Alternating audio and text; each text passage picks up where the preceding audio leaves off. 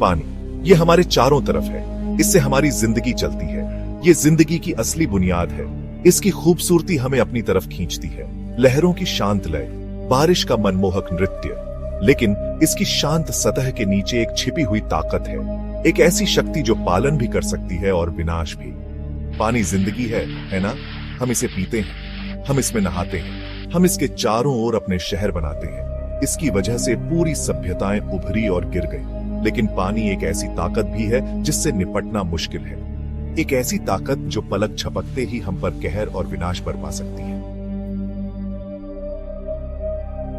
इतिहास में पानी ने दोहरी भूमिका निभाई है। यह महान सभ्यताओं का स्रोत रहा है। नील, गंगा, अमेजन, इन नदियों ने साम्राज्यों का उदय और संस्कृतियों का जन्म देखा है। इन्होंने जीविका प्रदान की है और व्यापार को सक्षम बनाया है। लेकिन इन्होंने अपना प्रकोप भी दिखाया है। बाढ़ ने गांवों और शहरों को तबाह कर दिया है।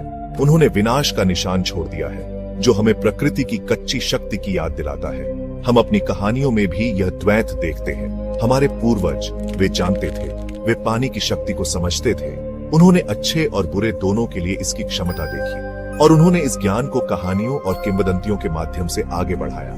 ऐसी कहानियां जो प्रकृति के साथ हमारे नाजुक संतुलन की चेतावनी और अनुस्मारक के रूप में काम करती हैं। नूह के संदूक की कहानी, एक विनाशकारी बाढ़ के सामने दैवीय क्रोध और मानवीय लचीलेपन की कहानी। हिंदू पौराणिक कथाओं में मत्स्य अवतार, भगवान विष्णु मानवता को एक महान जल प्रलय से बचाने के लिए मछली का रूप धारण करते हैं। पीढ़ी दर पीढ़ी चली आ रही ये कहानियां पानी की स्थायी शक्ति का प्रमाण है। लेकिन ये मिथक वास्तविक घटनाओं को प्रतिध्वनित करते हैं। पुरातात्विक साक्ष्य बताते हैं कि प्राचीन सभ्यताएं वास्तव में बाढ़ से तबाह हो गई थी। सिंधु घाटी सभ्यता, सुमेरियन, ये सभी पानी के प्रकोप के निशान धारण करते हैं। ये घटनाएं, वास्तविक और पौराणिक दोनों, हमारे ग्रह की अप्रत्याशित प्रकृति और तत्वों की शक्ति की कठोर याद दिलाती है। 26 दिसंबर 2004 हमारे सामूहिक स्मृति में अंकित एक दिन जब हिंद महासागर ने अपना प्रकोप दिखाया। इंडोनेशिया के सुमात्रा के तट पर आए एक बड़े भूकंप ने सुनामी, विशाल लहरों की एक श्रृंखला को गति दी, जिसने समुद्र को चीर दिया।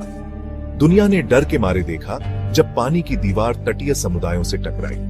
यह अराजकता थी, यह तबाही थी, यह अकल्पनीय पैमाने पर दिल टूटना था। सुनामी ने भेदभाव नहीं किया। इसने घरों, व्यवसायों, पूरे गांवों को निगल लिया। छुट्टी मनाने वाले पर्यटक, जश्न मनाते परिवार, अपना दिन शुरू करने वाले मछुआरे, सभी एक पल में बह गए। भाग 5, परिणाम, तबाही और वैश्विक प्रतिक्रिया। परिणाम सर्वनाश से कम नहीं था। हर गुजरते घंटे के साथ मरने वालों की संख्या बढ़ती गई। 14 देशों में 2,30,000 से ज्यादा लोगों की जान चली गई। तस्वीरें दिल दहला देने वाली थी, कहानियां और भी ज्यादा, लेकिन निराशा के बीच आशा थी। दुनिया एक साथ आई। दुनिया के सभी कोनों से सहायता मिली। बचाव दल, चिकित्सा दल, स्वयंसेवक, इस त्रासदी के सामने सभी एकजुट हो गए। 2004 की सुनामी हमारी दुनिया के परस्पर जुड़ाव का एक कठोर अनुस्मारक थी। इसने हमें प्रकृति की विनाशकारी शक्ति दिखाई, लेकिन इसने हमें मानवीय करुणा की शक्ति भी दिखाई। भाग 6, सुनामी 2011, जापान की तिहरी आपदा। 11 मार्च 2011, जापान, एक और भूकंप, एक और सुनामी। इस बार लहरें 130 फीट से ज्यादा की ऊंचाई तक पहुंच गईं। तस्वीरें उतनी ही भयानक थीं। कारें, मकान, यहां तक कि जहाज भी खिलौनों की तरह उछाले जा रहे थे। लेकिन इस बार एक और डरावनी घटना सामने आ रही थी।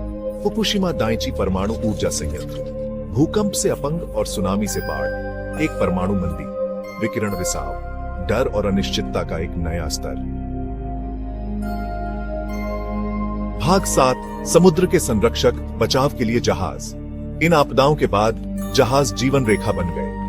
उन्होंने सहायता पहुंचाई, उन्होंने बचे लोगों को निकाला, उन्होंने मलबा साफ करने में मदद की। प्राचीन कहानियों की तरह जहाज आशा के संदूक बन गए। उन्होंने विश्वासघाती पानी को पार किया, अपने साथ एक नई शुरुआत का वादा लेकर।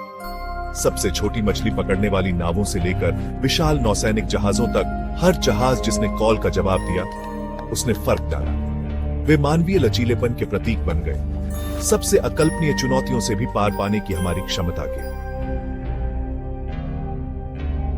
भाग 8, प्रौद्योगिकी, प्रकृति के प्रकोप से जूझना। 2004 और 2011 की सुनामी ने प्रौद्योगिकी के महत्व को भी उजागर किया। प्रारंभिक चेतावनी प्रणालियों ने, हालांकि अभी भी अपनी प्रारंभिक अवस्था में है, अनगिनत लोगों की जान बचाने में मदद की। उपग्रह इमेजरी और संचार नेटवर्क ने तेज और अधिक समन्वित प्रतिक्रिया की अनुमति दी। हमने इन आपदाओं से सीखा, हमने बेहतर तकनीक में निवेश किया, हमने अधिक परिष्कृत चेतावनी प्रणाली विकसित की, हमने अपनी आपदा तैयारी को मजबूत किया, क्योंकि हम जानते हैं कि समुद्र जीवन और सुंदरता का स्रोत होने के साथ साथ अपना प्रकोप भी दिखा सकता है और हमें तैयार रहना चाहिए। भाग 9, मानवता की स्थायी भावना। पानी की कहानी द्वैत की कहानी है, सृजन और विनाश की, आशा और निराशा की, लेकिन सबसे बढ़कर यह मानवीय भावना की कहानी है। अनुकूलन करने, दूर करने, पुनर्निर्माण करने की हमारी क्षमता। हम पानी की ओर आकर्षित होते हैं, हम इसके चारों ओर अपना जीवन बनाते हैं, और जब यह हमारी परीक्षा लेता है, जब यह हमें हमारी सीमा तक धकेलता है, तब भी हम सहने का रास्ता खोज लेते हैं। हम साथ आते हैं, हम एक दूसरे की मदद करते हैं, हम पुनर्निर्माण करते हैं,